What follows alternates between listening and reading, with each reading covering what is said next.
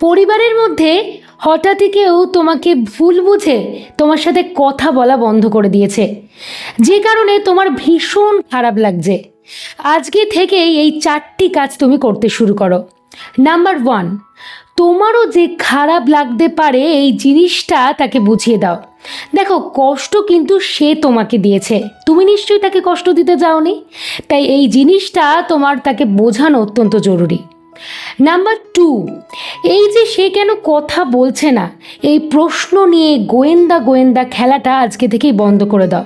তুমি যদি এই বিষয়টা নিয়ে প্রশ্ন করো বাকি পরিবারের অন্যান্য সদস্যদের কাছে, এতে কিন্তু তোমার সম্মান তলানিতে ঠেকে যাবে। নাম্বার 3, তার সামনে পরিবারের তোমার যে প্রিয়জন তার সাথে আচরণ কিন্তু ঠিকঠাক রাখো, এতে সে বুঝতে পারবে যে তুমি কিন্তু ভেঙে পড়োনি। নাম্বার 4, তোমাকে মনে রাখতে হবে যে মেরামত জিনিসটা করলে চলবে না। তার কারণ কি জানো?